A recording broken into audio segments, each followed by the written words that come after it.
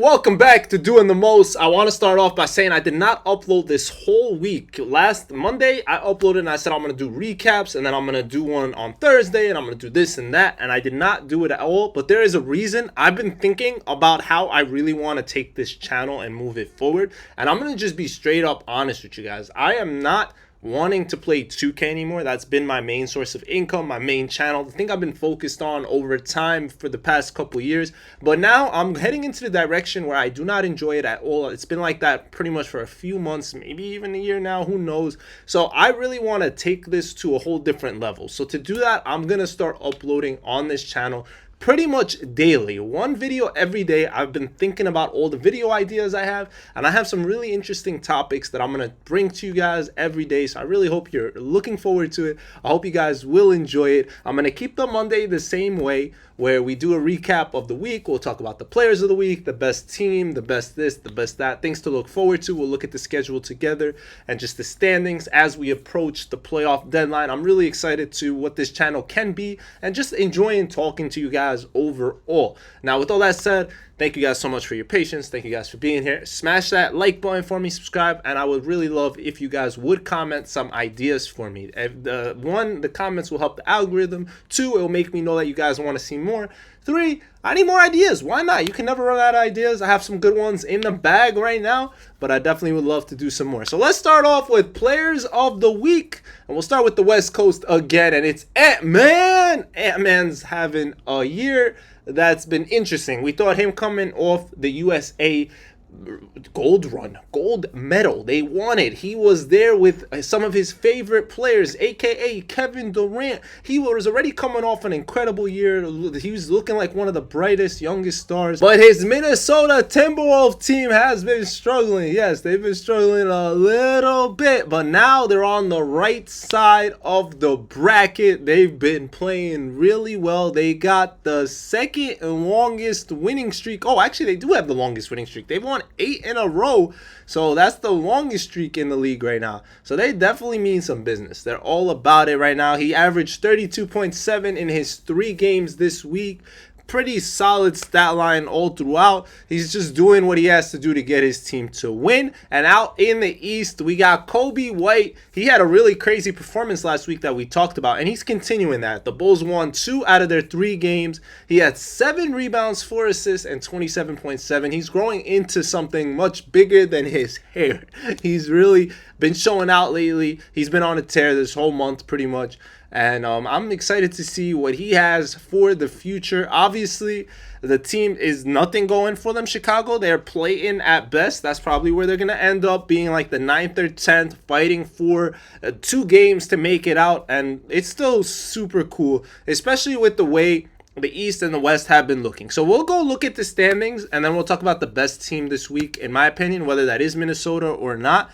There's another team out West that's won a big-time winning streak. They've been turning their season around, and that is the Golden State Warriors. They're on a 7-game winning streak currently, so those are the 2 highest. Houston's on a 6. Houston's really turned it around ever since I called them out, because they were on a losing streak, working their way down the standings after their hot start being second.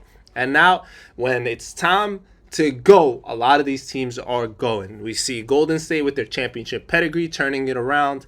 We're seeing Minnesota's young star take over. And honestly, you got to right now, because you don't want to be one of those teams that's on a losing streak like we saw LA lose 4 in a row because of injuries or whatever the case is. You don't want to be in that terrible situation, because it's a long season and anything could happen. We saw that. Lakers dropped a couple pieces. They went from 2nd to 5th. You don't want to be on the wrong side of a couple injuries, a flu, literally any kind of disaster can really derail you. So you want to step it up, right? We're seeing Phoenix right now. They're the 11th seed in the West, and they have a long hill to grind, to climb. I don't even see them. They can't really make it out over the 9th seed right now. So like that's their best case scenario, where they would still have to win 2 games to even make it to the playoffs. So It's going to be really interesting down the stretch. I wish San Antonio was healthy so they could have even a crazier push. Because we'll go ahead and take a look right now. So OKC's obviously ran away with first seed. They're completely clinched. They have nothing to worry about. They had a great game this week against the Celtics where they won. They had a pretty monster performance from Shai, who's been killing it. Player of the week last week. Shai's been an absolute stud literally all day, every day. He had 34 against the Celtics. Chet at a double-double, 23 and 15, and they're just a nice, youngy, healthy, beautiful team to watch. Definitely exciting. We love to see it happen. Now we go through the rest of the standings, and we see Portland, who's literally 12th, as well as Phoenix, 11th, right, with Dallas and Sacramento, 9 and 10. So those are the guys fighting for the play-in last couple slots here and there, and Sacramento found a bad time to lose. They're on a 4-game losing streak with Dallas on a 3. They're giving Phoenix a shot, but don't sleep on Portland. They had a really great game against MSG's New York Knicks, right? A beautiful game that went into overtime and could have turned out any way. It was a beautiful, really exciting game where Mikal Bridges hit a winner to basically give Portland a loss there. If they would have won that game, they'd be even closer. There'd be really not much separation between them and Phoenix. But so Phoenix really got to step it up. Dallas, they don't expect anything. They don't want anything. They're all banged up, and they're season-ending injuries for Kyrie, all that. We talked about that last episode. But Sacramento, man, playoffs without Sacramento, that's pretty bad. That actually makes me want to talk about something else right now. Let's talk about the plus minuses for the week. That's a really cool stat that I decided to talk about last time. And it's honestly one of those things where I know plus minus doesn't mean everything. It's not the full story. But when you're talking about a full week, who has the highest plus and who has the lowest minus, it's fun to look at. So the highest plus minus in the league is none other than Fear the Beard, James Harden, who had a plus 80 in 4 games. 4 games plus 80. It makes sense. The more games you play, you have a higher, not really a higher chance, but if you do play more games, you might have the higher or the lower, depending on how y'all team does. And Clippers have been playing really well. They're figuring it out. Right time to start clicking. So James Harden had the highest, and the reason I want to talk about this is because the lowest is from Sacramento, and it's none other than their newish addition, Zach LaVine. So Zach LaVine leaves. Kobe White gets Player of the Week, and Zach LaVine has the lowest minus in the league with a minus 86 in 3 games. Absolutely disgusting. Minus 86 in 3 games is awful, disgusting, terrible. You feel bad, but it is what it is. And that kind of brings us to the East, where I want to discuss one of the teams that it is where it is for them too. After a trade that sent Jimmy to the Warriors, that's making them go well. Miami's lost 7 in a row. We haven't seen that team lose that many in a row in a while. They're just sliding. So what does that tell y'all about Jimmy Butler and his impact on teams? I'm curious because we've seen this happen multiple times. I don't know what that really means. I definitely want to make that. That's something I want to talk about. I hope I remember to write that down, that we want to talk about Jimmy Butler on this podcast and his impact in general. That's definitely something I want to discuss. We know Philly's kind of just done with the season. They're out of there. A lot of teams are out east with Washington, Charlotte, Brooklyn, Philly. Toronto maybe has a push in them, especially the way Miami's sliding down. But I would be surprised if Miami does slide out of the top 10. Chicago's clicking at a good time where they're starting to win some games. They'll probably be in the play-in along with Orlando and Atlanta. I think it's crazy to say that Detroit is the 6th seed in the East after what they've been happening the past couple years. And they're losing right now. So the whole East low-key's on a losing streak, or at least lost their last game and whatnot. The West is more of a positive this week. They've all played pretty much well. Boston made up some grounds between them and Cleveland. There's a couple games difference. I'd be really surprised if Cleveland lost a couple to get them back in it. So it should be that Cleveland finishes that number 1 seed. We saw the Knicks are pretty much golden at 3 doing their thing. They just need to figure it out fast because they've had a bad stretch of games lately. They have, and you don't want Milwaukee to sleep up and like they take your home court advantage. I mean, I guess it wouldn't matter because you know you're gonna play Boston, right? Who really wants that 3rd seed? Because if you're 3rd, you're gonna face Boston. So maybe it's better to slide out to 4. Who knows? That's gonna be interesting down the stretch at that race as that continues. Because I feel like a part of it is you want Boston to like you would if I'm a Knick, right? I would want them to play the Bucks so they could get beat up a little bit more, like stuff like that. And then I would take them later on. I want my chances with Cleveland. I feel like even though Cleveland hasn't shown you any signs of weakness this season, still Boston is the team to beat out East. I hope you guys do agree with me on that. Let me know if not. Definitely always curious about that. But yeah, the schedule for this week, we got some games.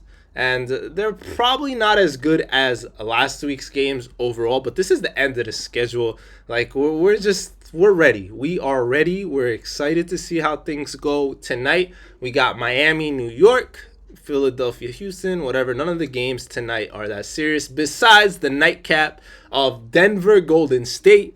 2 teams that are alphas, or at least were in the past couple of years with Golden State, but they're on a winning streak. So we'll see how that unfolds. LA's got to get their stretch going. They're playing a bad team tonight, so I should help them out a little bit. Boston's playing the Nets. We've seen the Nets play really well against some really good teams, so that should be interesting. The Clippers, Cavs. I'm excited to see that game because, like we said, Clips been playing really, really well. We'll keep on going. There's some games that we wish we were good, like 76ers. If they were good, I would have loved to see them against the Thunder this week. But we do got another matchup of Denver, LA. We'll see if LeBron's back for that. That's going to be Wednesday night, I believe. Continuing to go, Chicago, Phoenix. Phoenix, figure it out. This is go time. You need to figure it out.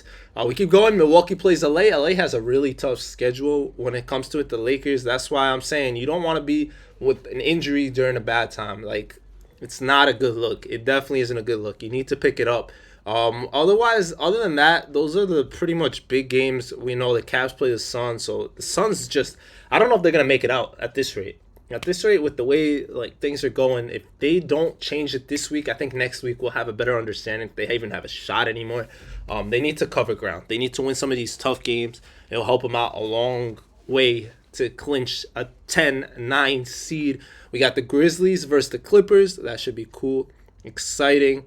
Then later on, I feel like I should do my research on the schedule a little earlier so I kind of have a better understanding, so I'm not doing this on the fly.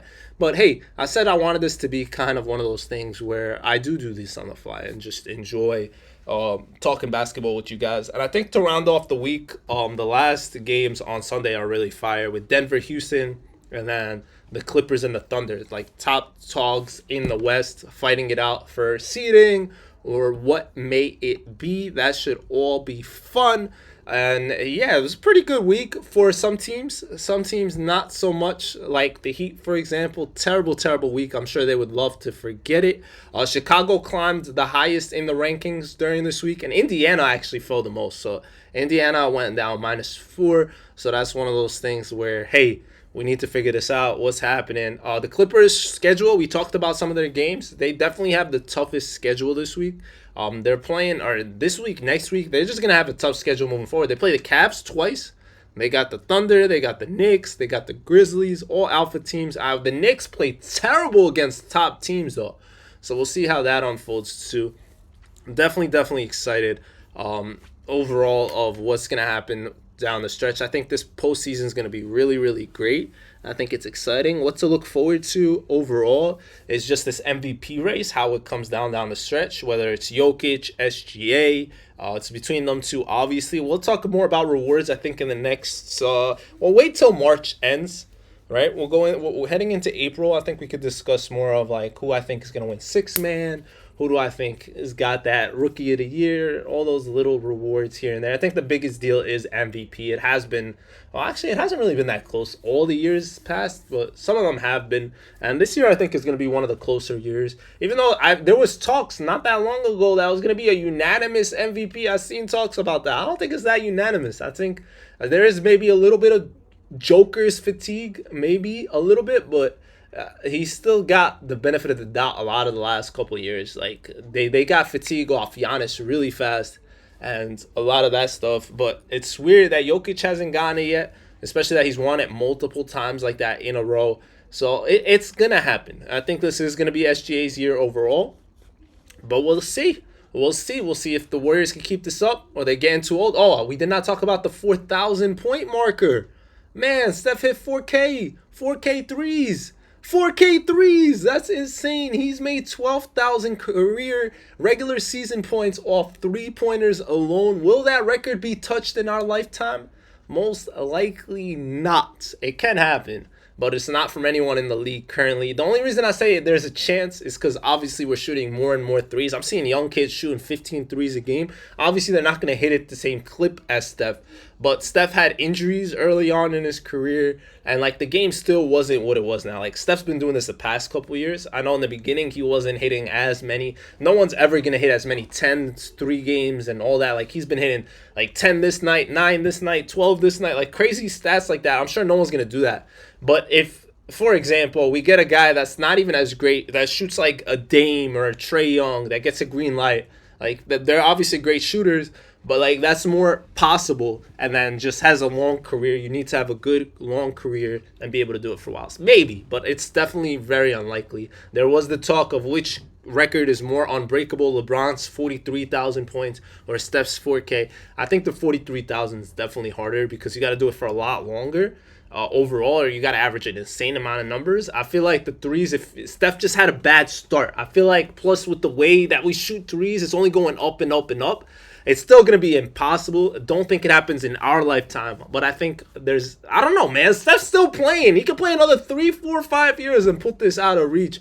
We'll see, man. I don't know. Well, let me know what you guys think about that. I saw Draymond Green saying that he doesn't even have 12,000 points, and this man's done it on threes alone, which is a really crazy ballistic stat in general. I hope you guys do enjoy these. Let me know if we should continue it. We balling worldwide, man. I don't care what part of the world you in. Let me know.